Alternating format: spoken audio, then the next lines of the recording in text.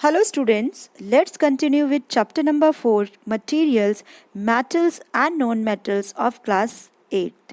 So students हमने previous video में समझा था फिजिकल प्रॉपर्टीज ऑफ मेटल्स, जहाँ पर हमने डिस्कस किया था उसकी फिजिकल प्रॉपर्टी, जैसे लस्ट्रस है, वो मेलेबल है, डक्टाइल है, कंडक्टिविटी उसकी कैसी है, सोनरस है या नहीं है। तो इस तरह से हमने उनकी फिजिकल प्रॉपर्टीज डिस्कस की थी। बट अगर हम केमिकल प्रॉपर्टीज़ की बात करें तो हम ये देखेंगे कि कौन सा मेटल कैसे केमिकली रिएक्ट करता है और क्या हमें प्रोडक्ट में फिर मिलता है।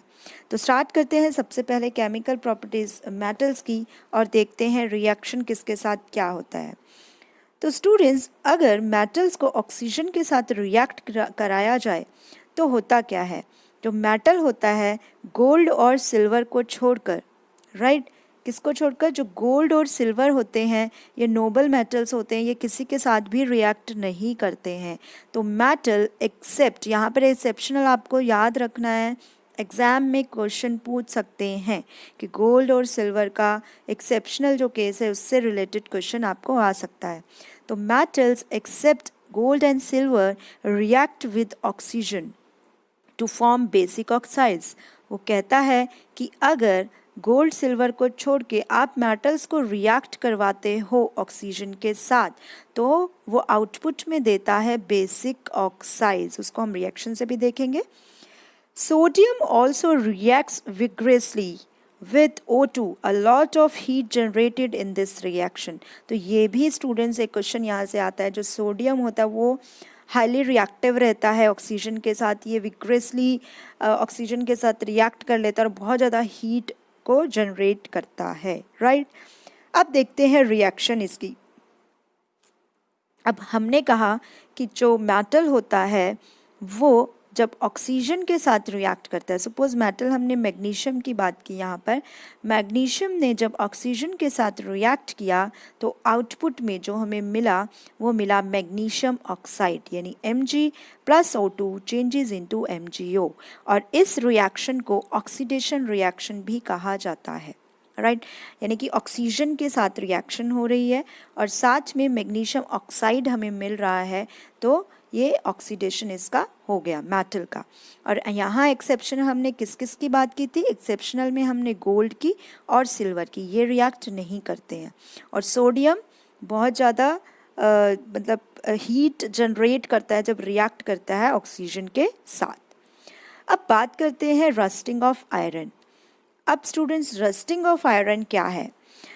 जब हम मॉइस्चर और एयर के प्रेजेंस में मेटल को रिएक्ट करवाते हैं, जैसे सपोज यहाँ आयरन ने ऑक्सीजन और वाटर की प्रेजेंस में क्या कर लेता है, रिएक्ट करता है। जब उसको मॉइस्चर मिलता है और एयर मिलता है तो क्या फॉर्म हो जाता है, रस्ट फॉर्म हो जाता है, एक लेयर डिपॉजिट हो जाती है आयरन के ऊपर, जिसे बोलते हैं ब्राउन कलर की लेयर होती है और रस्ट कहा जाता है उसे, और आयरन ऑक्साइड मिल जाता है Fe2O3, राइट। तो यहाँ पर स्टूडेंट ऑक्सीजन और वाटर के साथ रिएक्ट किया है और रस्टिंग ऑफ आयरन मिल गया। बहुत ही इंपॉर्टेंट रिएक्शन है। Fe+O2 plus H2O changes into Fe2O3। तो ये रिएक्शन को आपको ज़रूर याद रखना है, एग्जाम में रस्टिंग ऑफ आयरन की रिएक्शन भी आ जाती है।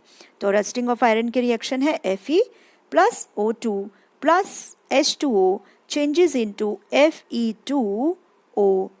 अब स्टूडेंट्स, जैसे यहाँ पे लिखा है Fe, तो यहाँ नीचे 2 है, पैर में 2 है, ऐसे नहीं है Fe साथ में 2 नहीं लिखना है, आपका गलत हो जाएगा रिएक्शन।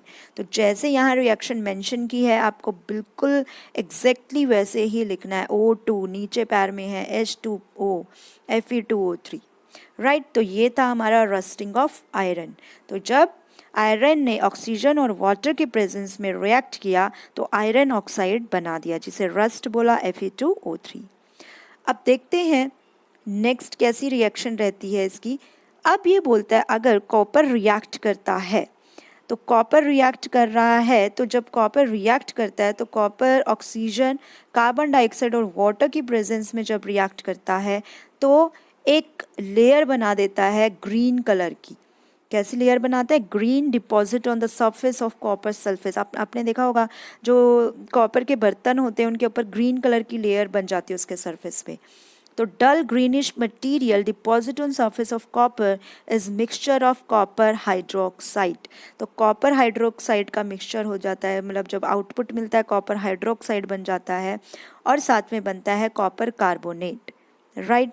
तो यहाँ पर हमने देखा, यहाँ पर रीजनिंग पूछ लेते हैं कि ग्रीन कलर की जो लेयर डिपॉजिट होती है किस पर होती है? कॉपर वेसल पर होती है। और क्या किससे कॉपर रिएक्ट करता है तब? वो करता है वाटर के साथ, ऑक्सीजन के साथ और कार्बन डाइऑक्साइड के साथ। तो ये भी इम्पॉर्टेंट रिएक्शन है एक।